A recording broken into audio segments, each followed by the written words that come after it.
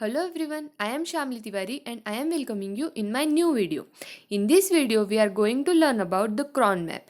In the digital electronic series, this is the most important part, that is the cron map, that is how to simplify or minimize the Boolean algebra. This is one of the most important technique. Let us see.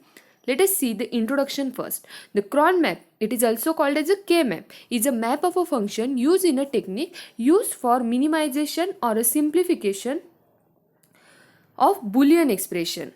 Okay, then the Boolean expression can be simplified using Boolean algebraic theorems, but there are no specific rules to make the most simplified expression.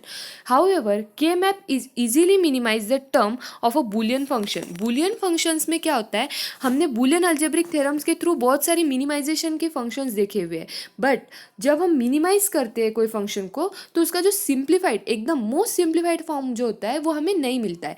तो ये most simplified form देने का काम हमें क्या करता है, कौन करता है, के मैप करता है.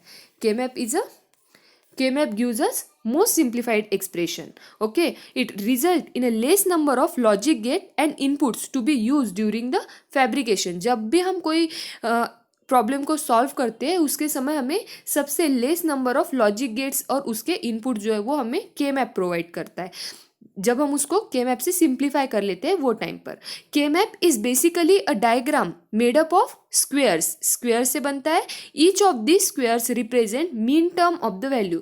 जैसे हमने मिनिमाइजेशन ऑफ बुलियन एक्सप्रेशंस में देखा था, मीन टर्म और मैक्स टर्म, ये दो चीज़ों के बारे में. तो यहाँ पे के मैप कौन सी वैल्यू डिनोट करता है, मीन टर्म वाली जो वैल्यूज होती है वो डिनोट करता है. Okay, then if n is equal to number of variables, then the number of squares in its k map will be 2 to the power n. For example, अगर मेरे पास में 2 इनपुट वेरिएबल्स है और उसके अंदर n is equal to what, number of variables in a number of squares. वो squares में क्या है, कितने स्क्वेयर्स है, 1 है. तो 2 to the power is equal to 2. But हम ए और बी ये 2 इनपुट्स है तो इसका के मैप कौन से फॉर्म में आएगा, 2 to the power 2 is equal to 4 के फॉर्म में आएगा. Means if n is equal to a and b means 2, then we will get the values of k map will be 2 to the power n, means 4 values we will get. Which are those? 0, 1, 2 and 3. Then let us see. The k map is made using the truth table. In fact, it is a special form of the truth table that is folded upon itself like a sphere. Every two adjacent spheres of the k map have difference of 1 bit including the corners.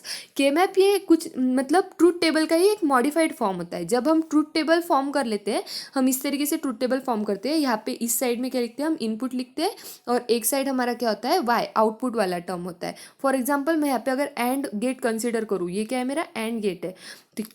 तो ये क्या होगा, ए और B 2 inputs और इसका output क्या है, मेरा वाई है. तो ये जो वाई है, ये जो आउटपुट फॉर्म है, ये इसी तरीके से जो वैल्यूज़ है के मैप में भी हम पुट करते हैं. हम आगे आगे देखेंगे तो आपको और भी अच्छे से समझेगा. तब तक क्या आप ये चीज़ें ध्यान रखिए.